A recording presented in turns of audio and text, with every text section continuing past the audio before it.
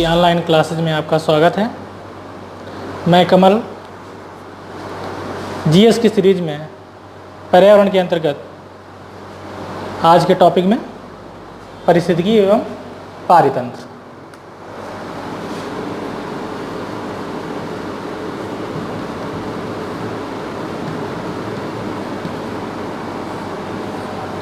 एवं पारितंत्र। पारिस्थितिकी एवं पारितंत्र, सबसे पहले हम पारिस्थितिकी के बारे में जानेंगे, फिर पारितंत्र के बारे में जानेंगे।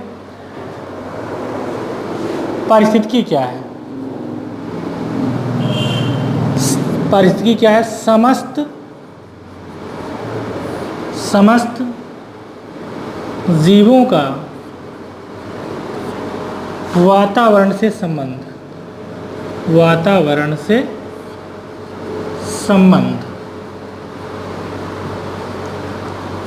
जितने भी जीवधारी हैं उनका वातावरण से जो संबंध है उसका अध्ययन किसमें किया जाता है? पारिस्थितिकी में किया जाता है। किसमें किया जाता है? पारिस्थितिकी में किया जाता है।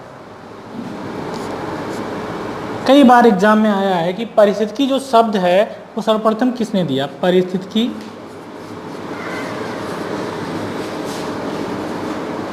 जो शब्द है वो सर्वप्रथम किसने दिया? तो वो दिया 1866 में अर्नेस्ट हैकल ने। किसने दिया? अर्नेस्ट हैकल ने। 1866 में अर्नेस्ट हैकल ने पारिस्थितिकी शब्द का प्रयोग किया, जो कि अंग्रेजी के इकोलॉजी का शाब्दिक अर्थ है। इकोलॉजी का क्या है? ये शाब्दिक अर्थ है। इकोलॉजी का शाब्दिक अर्थ है। इकोलॉजी का शाब्दिक अर्थ पारिस्थितिकी है। जब यह शब्द खोजा गया तो इसमें इको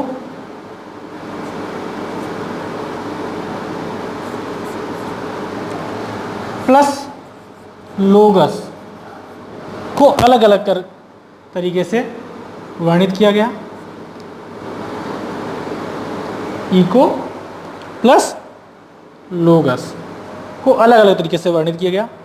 इको का मतलब होता है घर। इको का मतलब होता है घर, जबकि लोगस का मतलब होता है जीव जंतु। अर्थात पारिस्थितिकी में जीव जंतुओं के घरों का अध्ययन किया जाता है। जीव जंतुओं के घरों का अध्ययन किसमें किया जाता है? पारिस्थितिकी में किया जाता है। पारिस्थितिकी में जीव जंतुओं के घरों का अध्ययन किया जाता है। अगर एक जीव है तो उसके लिए आवश्यक क्या है? वनस्पति। अगर एक जीव है तो उसके लिए आवश्यक क्या है? वनस्पति। रहने के लिए स्थल,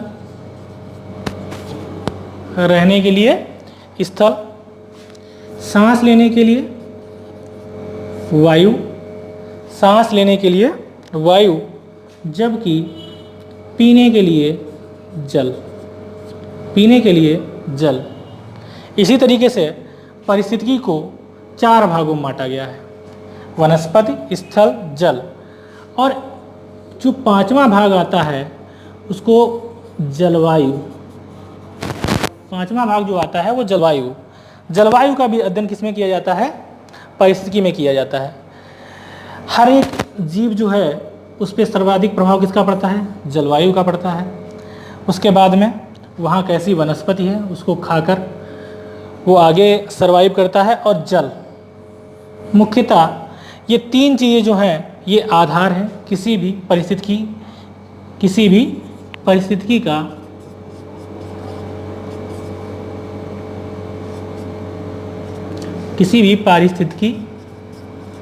का अगर आधार की बात की जाए तो ये 3 चीज़ें मुख्यतः हैं: जल, जलवायु और वनस्पति। अगर ये 3 चीज़ें होती हैं तो कोई भी जो जीव है वो क्या कर सकता है? आराम से सर्वाइव कर लेगा। और रहने के लिए उसको स्थल की तो ज़रूरत होगी ही होगी। तो कुल मिला के जल, जलवायु और वनस्पति, इनको अगर और थोड़ा सा हम कम शब्दों में देखें तो क्या हो जाएगा, एक तो जैविक चीजें, दूसरा अजैविक चीजें,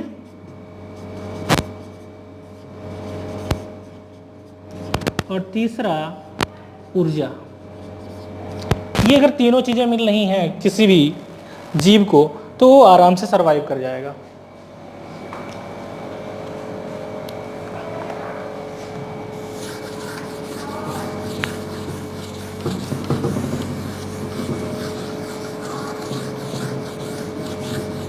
कुछ शब्दावलियां आती हैं परिस्थिति में जो अक्सर एग्जाम में पूछ ली जाती हैं।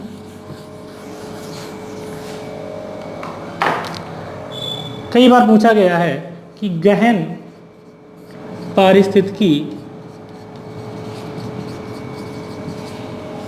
शब्द की सर्वप्रथम जो है वो विवेचना किसने की, तो आर्नेस ने की, आर्नेस ने की। जबकि पारिस्थितिकी नीके की अगर बात की तो वो ग्रीनेल्स ने की। ग्रीनेल्स ने पारिस्थितिकी नीके की बात की। ये कई बार सीटेट टेट और पीसी। इस शब्द की सर्वप्रथम जो बात की वो थे एजी टांसले, एजी टांसले, एजी टांसले, एजी टांसले।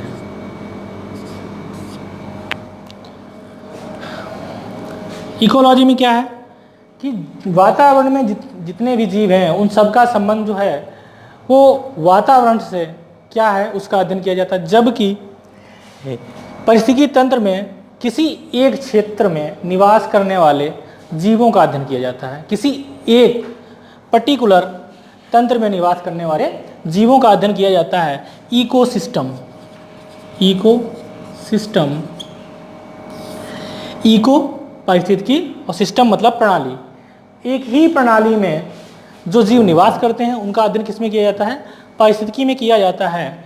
इसके लिए आवश्यक है कि एक सुनिश्चित क्षेत्र होना चाहिए, सुनिश्चित क्षेत्र होना चाहिए, सुनिश्चित क्षेत्र होना चाहिए, खुली प्रक्रिया होनी चाहिए, खुली प्रक्रिया होनी चाहिए,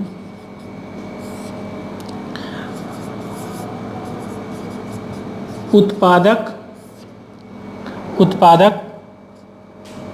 जीवों अथवा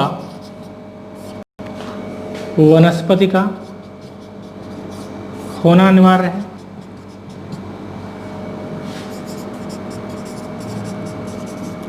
वनस्पति का होना अनिवार्य है। तो मुख्यतः पारिस्थितिकी तंत्र में सुनिश्चित एक क्षेत्र होना चाहिए, एक क्षेत्र होना चाहिए जहाँ पे क्या हो, वहाँ के विशेष जीव जंतु वहाँ पे रह रहे हों। खुली प्रक्रिया होनी चाहिए, हर एक व्यक्ति को स्वतंत्रता होनी चाहिए जीने की और अपना भोजन करने की। उत्पादक जीवों का होना चाहिए। अगर शाकाहारी जीव हैं, कुछ मांसाहारी जीव हैं, तो शाकाहारी जो जीव हैं वो मांसाहारी के लिए होंगे, जबकि शाकाहारी के लिए वनस्पति का होना आवश्यक है। शाकाहारी जीवों के लिए क्या होना चाहिए, वनस्पति का होना अनिवार्य है, वनस्पति का होना अनिवार्य है।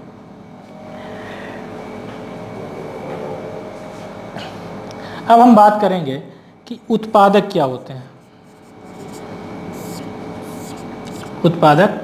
उत्पादक वह जो अपना भोजन स्वयं बनाए। उत्पादक क्या है, वह जो अपना भोजन स्वयं बनाए, जैसे कि स्वपोषी, स्वपोषी जो पोषण है वो स्वयं से प्राप्त करे। दूसरा होता है उपभोक्ता। उपभोक्ता, उपभोक्ता कौन है, एक तो शाकाहारी, दूसरा मांसाहारी। एक शाकाहारी दूसरा मांसाहारी, ये दोनों हैं उपभोक्ता। पूछा जाता है कि कौन उपभोक्ता जो है वो सर्वाधिक जो है उच्च कोटि का है। तो ये जो मांसाहारी है या सर्वाहारी है, सर्वाहारी, मांसाहारी और उसके बाद सर्वाहारी, यानी मांसाहारी जो है वो उच्च कोटि का है,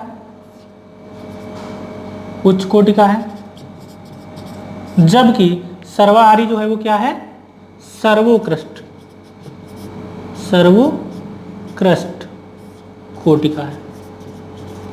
जो भी व्यक्ति सर्वाहारी है, जैसे कि मानव एक क्या है, सर्वाहारी है, तो वो सर्वोत्कृष्ट उपभोक्ता है। सर्वाधिक अगर कोई लाभ लेता है वनस्पति का और मांस खाने का, तो सर्वाधिक लाभ कौन लेता है, वो मानव है। मानव जो है वो सर्वाधिक लाभ लेता है वनस्पति का। उपभोक्ता को कई श्रेणियों में बांटा गया है। उपभोक्ता को जो है, जितने भी उपभोक्ता हैं उनको कई श्रेणियों में बांटा गया है। तो पहला प्राथमिक उपभोक्ताओं की श्रेणी, उपभोक्ताओं की श्रेणी। पहला क्या है, एक तो प्राथमिक उपभोक्ता,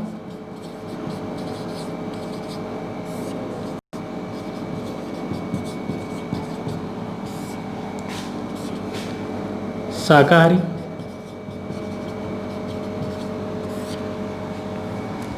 दूसरा द्वितीयक उपभोक्ता,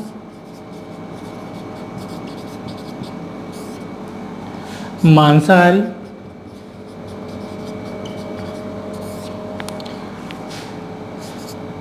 तृतीयक उपभोक्ता, तृतीयक उपभोक्ता जो है, तृतीयक उपभोक्ता सर्वाहारी, सर्वाहारी, और चौथे में आते हैं अपघटक, अपघटक। इनको बोला जाता है प्रकृति के मेहतर, प्रकृति के मेहतर। प्राथमिक उपभोक्ता में घास, मान लिया बकरी,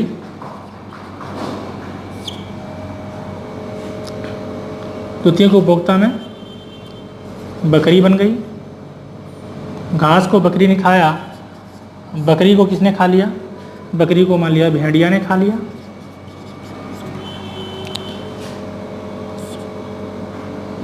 या शेर ने खा लिया। अगला भेड़िया को भी शेर ने खा लिया, या किसी जीव को मानव ने खा लिया। अब जब ये लोग मर गए, शेर, मानव, जब ये सारे मर गए तो इनको किसने खाया, कवक व जीवाणु, कवक व जीवाणु। इन सबको जिसने खाया वो कौन है, अपघटक। इन तीनों को जिसने खाया वो कौन है, कवक या जीवाणु यानी अपघटक। इन्होंने फिर से क्या किया, जब ये मृत शरीर हो गया मानव या शेर का, तो जब इन्होंने खाया तो इनको खाने के बाद इन्होंने क्या किया, इन्होंने इसको किसमें, फिर से मिट्टी में विलीन कर दिया, मिट्टी में विलीन कर दिया, मिट्टी में विलीन कर दिया, मिट्टी में विलीन कर दिया। तो इस तरीके से कुल 4 उपभोक्ता होते हैं, प्राथमिक उपभोक्ता, द्वितीयक उपभोक्ता और तृतीयक उपभोक्ता और अपघटक। अपघटक को प्रकृति का मेहतर बोला जाता है, कई बार ये क्वेश्चन आया है। प्रकृति का मेहतर कौन है, अपघटक।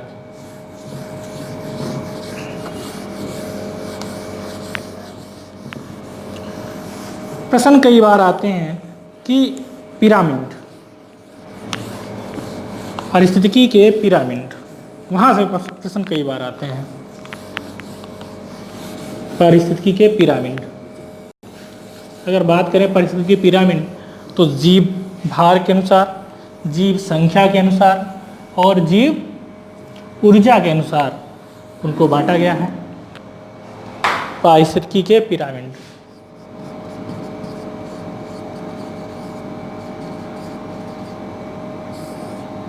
पारिस्थितिकी तंत्र के पिरामिड, इनको दो भागों में बांटा गया है, तीन भागों में बांटा गया इनको। पहला, जीव भार के अनुसार पिरामिड। दूसरा, पहला जीव भार के अनुसार पिरामिड और दूसरा जीव संख्या के अनुसार, जीव संख्या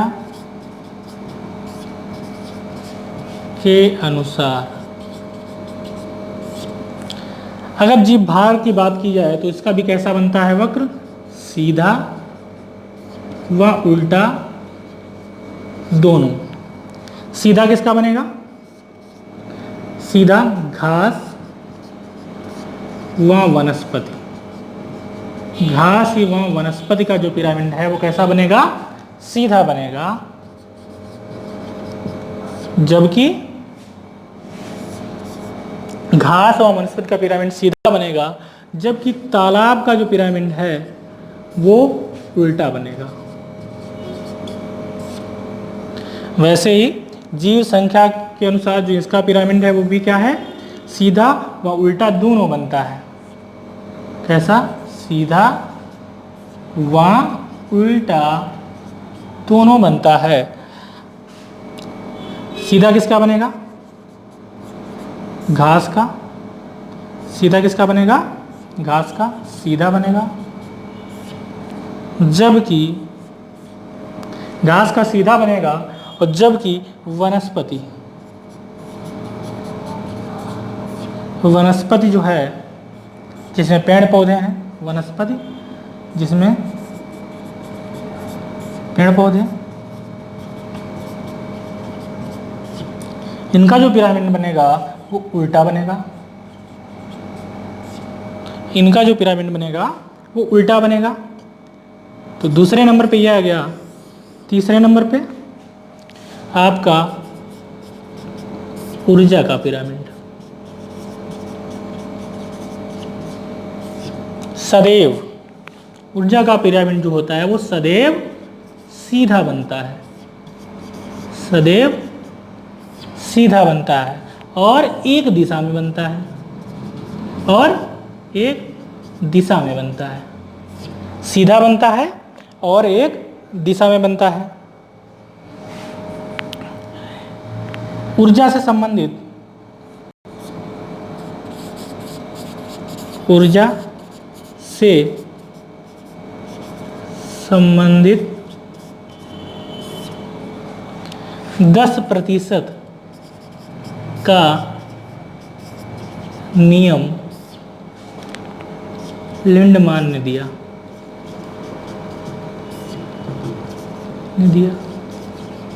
किसने दिया, लिंडमान दिया। ऊर्जा से संबंधित 10% का नियम जो दिया था वो किसने दिया, लिंडमान ने दिया। और इन्होंने बताया, इसको एक पिरामिड के अनुसार समझेंगे। मान लिया ये घास है, घास है, मान लिया ये घास है और इसमें 100% ऊर्जा है। इस घास को जब एक बकरी ने खाया तो उसको कितनी मिली, 100%। तो ऊर्जा मिली वो 100% मिली। और जब बकरी को भेड़िया ने खाया तो उसको 10% मिली, जो ऊर्जा मिली वो 10% मिली। तो यहाँ पे हम देखें कि उसको घाटा कितने का हुआ, भेड़िया को। अगर भेड़िया घास खाता तो उसको 100 मिलता, भेड़िया अगर घास खाता तो उसको 100 मिलता, लेकिन चूंकि उसने बकरी को खाया इसलिए उसको कितना मिला 10, इसलिए उसको कितना घाटा हो गया 90% का। कितना घाटा हो गया 90% का। अब अगला, मान लिया शेर ने भेड़िए को खा लिया। जब शेर ने भेड़िए को खाया तो उसको कितनी मिली ऊर्जा 1। कितनी मिली ऊर्जा 1। इस तरीके से हम देखते हैं हर बार में 90% का लॉस होता रहता है, 90% का घाटा हर एक उपभोक्ता को होता रहता है, जो कि ऊर्जा का घाटा होता है। किसका होता है? ऊर्जा का घाटा होता है।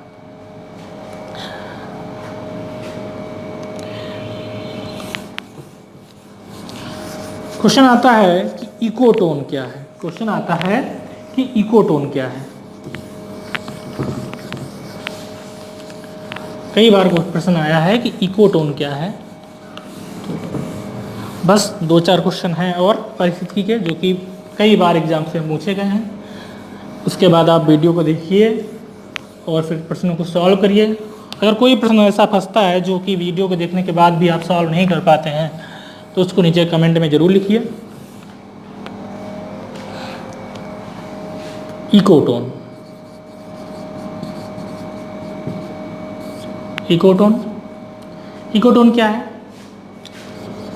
घास है, ये घास है आपकी, और ये वनस्पति। जहाँ पे ये दोनों लोग मिले, घास व वनस्पति, जहाँ पे ये दोनों मिली वही क्या है? इकोटोन। इकोटोन सर्वाधिक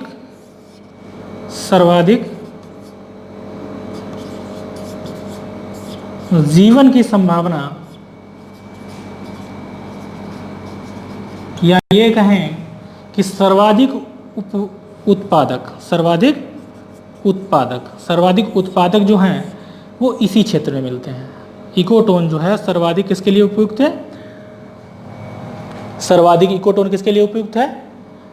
उत्पादकों के लिए। सर्वाधिक उत्पादक जो हैं वो कहाँ है पाए जाते हैं? जहाँ की इकोटोन की क्रिया होती है। अगला क्वेश्चन आता है कि पारिस्थितिकी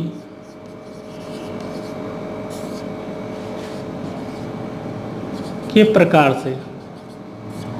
एक तो आपने पढ़ा कि प्राकृतिक पारिस्थितिकी, दूसरा क्या होता है? एक होता है प्राकृतिक पारिस्थितिकी और दूसरा होता है मानव